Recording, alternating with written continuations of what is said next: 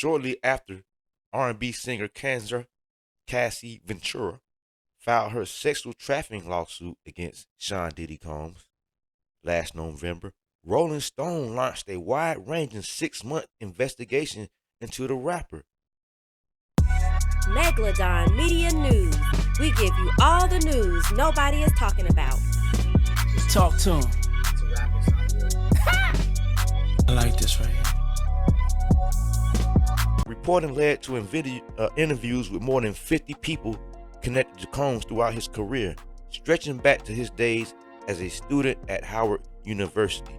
They actually interviewed over hundreds of people. I think they said up to 300 people. Some of them didn't want to say anything on fear of retaliation. You know what I'm saying? Some of them, they got 50 people. All of them had bad things to say. Now that's bad when you got 50 people. None of them can say nothing good. They uncovered, his career spanning probably in the 30 years, something like that. They uncovered a previous unreported allegation of violence against a woman on the Howard campus, new details of alleged physical aggression, and claims that Combs sexually harassed a freelance employee at a 2001 party. And yet, also, breaking news, right? A grand jury has decided to start interviewing the accusers. So Diddy could be coming up on charges pretty soon here, y'all. But anyway, claims that Combs sexually harassed an employee and new claims bolster the public allegations made against Combs and the 6 additional sex assault lawsuits filed by 5 women and a man since Ventura stepped forward.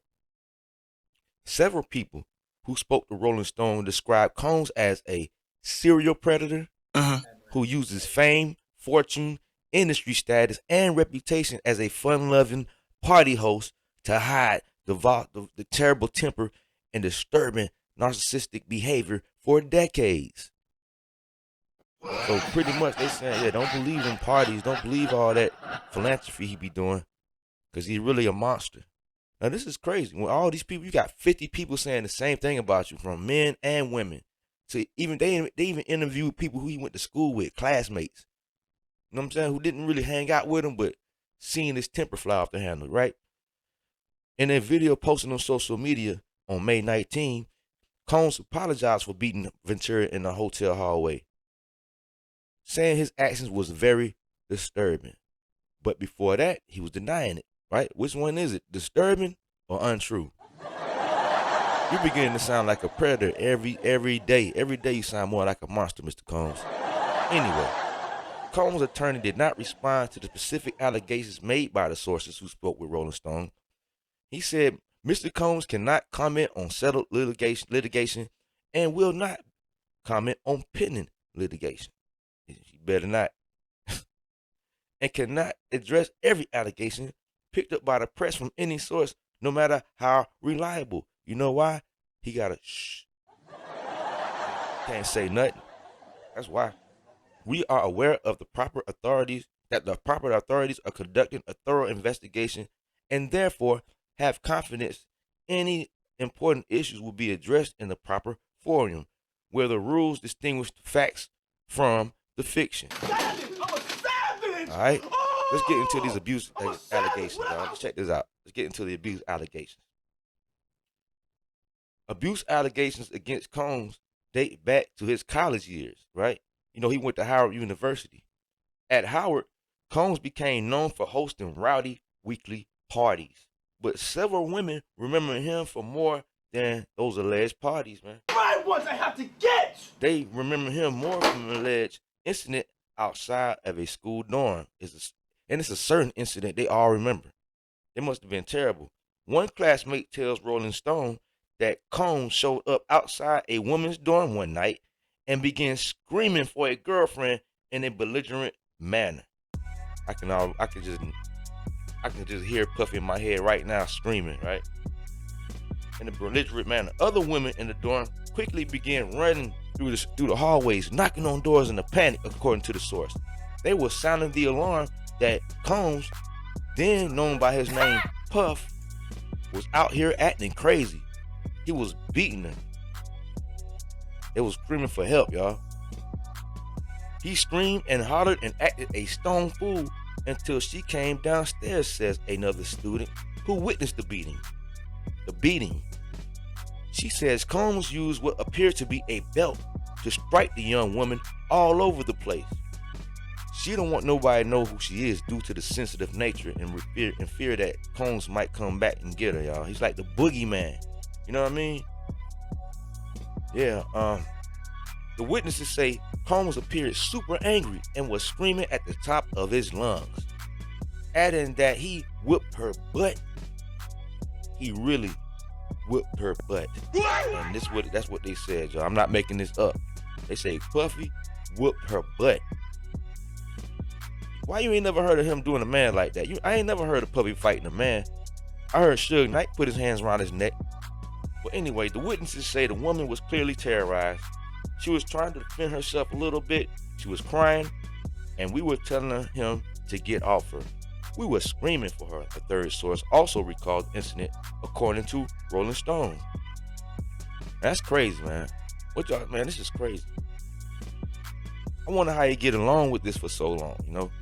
And I remember I heard a clip of Puffy screaming, Diddy screaming, right? And he sounded like a woman. If anybody got that clip, let me know where I can find it at. Send it to me at megalodonmedia at Gmail, because I want to play that. I heard Puffy screaming like a woman. When I first heard the recording, I thought it was a woman. For real. I'm like, who's that girl? I listened real good, and I heard Puffy voice. I was like, wow. But yeah, what y'all think, man? This is crazy, huh? Yeah, comment below. Like and subscribe, comment below. Hey, get y'all something to drink, man. It's gonna be a long day. Puffy being a bad boy. Bad boy. Combs allegedly beat a music executive bloody over a man's relationship with Combs' ex, Kim Porter. In 2000, Porter's fledgling courtship with the late music executive Shakur Stewart enraged Combs. When the music industry gathered for Ellie Reed's wedding in Italy that summer, Combs went to Stewart's hotel room after the ceremony and allegedly broke a chair over Stewart's head. Broke the chair over Stewart's head. Stewart's mother and two of his close friends tell Rolling Stone he left him bleeding on a hotel floor in Italy. Stewart's mother, Portia, says he had to have stitches, and then Combs threatened him and said, "I am going to kill you." That's when I said, you need to get up out of this music business. This man is crazy. Now picture that. Your mother telling you gotta get up out this music business because these guys are demons. You know what I mean? Over a woman, over, and they're not even together. They weren't even together no more, right? Which is the crazy part about it, right? Puffy's very controlling, narcissistic. He wants to have his way like a woman. Again, he didn't have a real father figure. You know what I'm saying? So he kind of acts out like a woman. You know what I mean? But how y'all feel about that? And you got two witnesses on this one, so it's not like it's a word of mouth thing. You know what I'm saying? So we got Combs sexually harassed a business associate in 2001 at a party. What happened with this one? After Combs' acquittal in a shooting incident at a New York club, he went to the Peninsula Hotel where he was throwing a massive bash to celebrate the verdict. This guy is a straight demon. Anna, while the same time you celebrating, Shine gets 10 years in prison, but you celebrate. Anna, a freelance graphic designer working at Bad Boy marketing team, says that Combs approached her and began to massage her shoulders. Right? The woman requested, not to be known, her name and all that, because she don't want, dude getting at her. They say Puffy, he'll touch you. They say he'll touch you, man. I heard he's a little bit above the law now. Hey, that's what it seemed like to me, because he's been getting away with a lot of stuff for a long time. So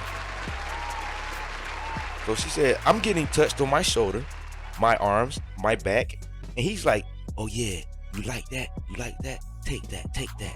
That's right, yeah. You know, like that, you know how Puffy sounds. Like really gross. That's what she said. It sounded gross. Yeah, take that, take that. Yeah, you like that, you like that. And she was like, this is really gross. Anna recalls sharing her story publicity for the first time. I was like, no, not so much. And I floated my way up out of there. Anna says she avoided Combs for the rest of the night. Weeks later, her boss confided that Combs allegedly approached the boss the night of the party to solicit me for sex, Anna said. Man, this is crazy. A friend confirmed to Rolling Stone that Anna told her about both the encounter and the proposed arrangement when they began working together a few years later.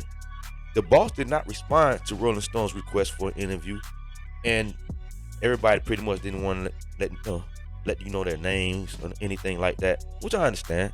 You know what I'm saying? She said, I felt quite unsettled about this for many years. When people ask me about my days at Bad Boy, it's just overshadowed by this crap. Anna says, adding that Combs treated her as though she existed to accommodate his whims. Like, whatever I say, you gonna do. Whatever. That's what I hired you for, right? Yo, he's really controlling though, you know? Alright, so Combs allegedly attacked a woman inside Bad Boy offices. Now, these are all the things he's being accused of when people ask, you know, when Rolling Stone interviewed these people, these are allegations that they came up with, which seems to hold weight because they all had witnesses, right? Well, let's see. 3 accusers speak out for the first time. It isn't about the money, right? 3 of the women now suing Combs for sexual assault tell Rolling Stone that they once learned their abuse was a part of an alleged pattern.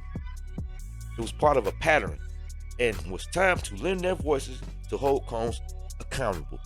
It isn't about the money, says Joy Dickerson Neal. It's about making sure the world sees this man who rose to the level of an icon is actually sick and has left so many victims unpunished in his wake, unpunished, disgusted behavior for years. But look, she said it isn't about the money, right? It must have been about the money. If y'all just not coming out about this, if this guy is this sick, right? If this guy is this sick, why the hell y'all just coming out now talking if it's not just about the money? Huh?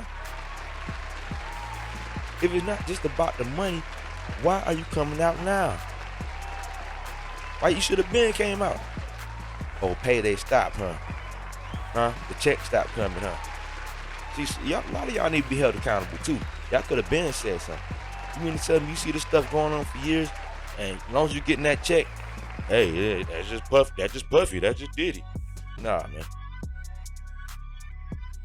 I had a whole future in modeling, mapped out that was stolen from me. Being sexually assaulted and having no recourse is so painful, says model Crystal McKinney.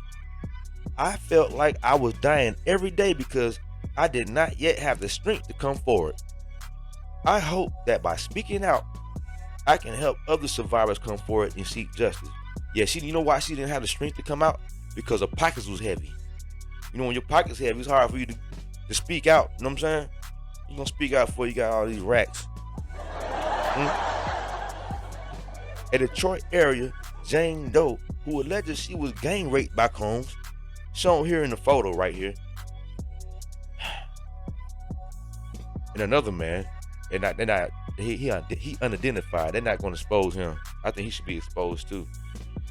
Said it was incredibly difficult to share her story, but she was encouraged by the voices of the other women. Yeah, to try to get a paycheck, huh?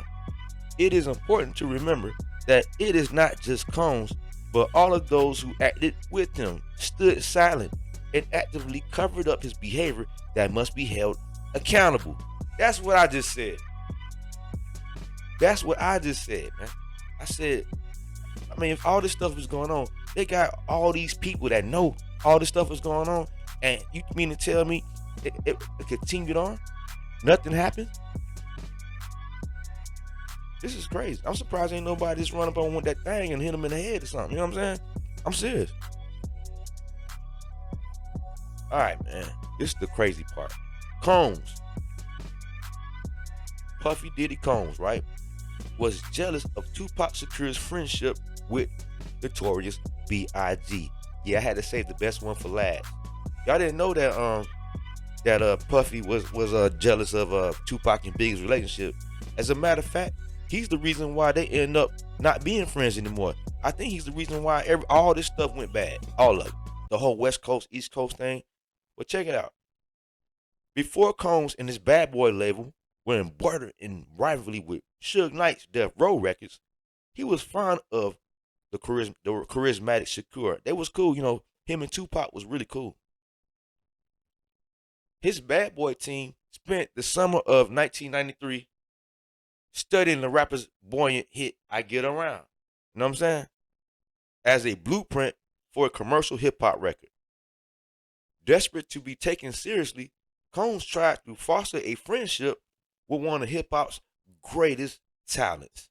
So, in other words, Puffy was like, man, I need my music. You know, I need artists like this. You know, Diddy really wanted to sign Tupac. You know that, right? Anyway, Shakur wasn't interested though. You know what I'm saying? Pac didn't have any kind of respect for Puff, as you can tell off some of his albums, some of his songs, right? To Tupac and even Big, right? Diddy was corny. He was that record executive that was just very corny, you know. He ain't had no swag. He thought he was, I don't know, who knows. Anyway, instead, according to Bad Boy, ex-president Kurt Burrows, Shakur bonded with Biggie, whom he viewed as his peer. As a result, he says, referring to Combs, there was someone on the sidelines jealous, not wanting that friendship to happen. Sources say that Combs had abandonment issues and wouldn't let the woman of his life move on. And I mean, there's allegations on top of allegations. Combs quickly sought the spotlight after Biggie's death. If you notice, after Biggie died, he just started coming out with albums after albums. Another one. Co-workers showed disdain for Combs behind his back inside the Bad Boy offices. They used to call him names like Jealous and Satan. You know? And I mean, the list goes on and on and on, y'all. What y'all feel about this, man? I mean, how y'all think this was going on for so long? Do y'all think the people that was watching this stuff go on for so long, they should be held accountable too, right? Yeah, that's why there's a lot of people in the lawsuit that want to get off of the lawsuit, but nah, you just sat there and watched it, man. These are people's lives. These are people's lives we talking about. You know what I'm saying? But anyway, let me know how y'all feel about that. Like and subscribe. Comment below. You know what I'm saying?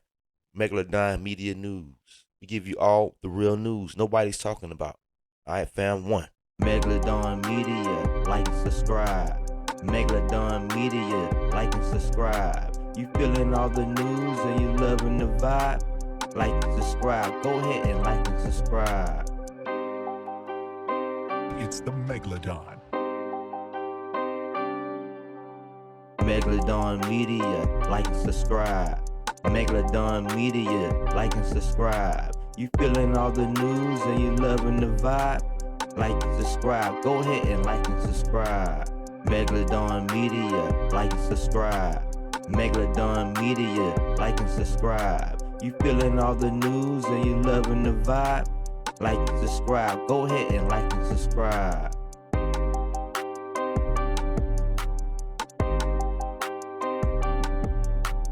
If you like this video, consider like and subscribing to the channel.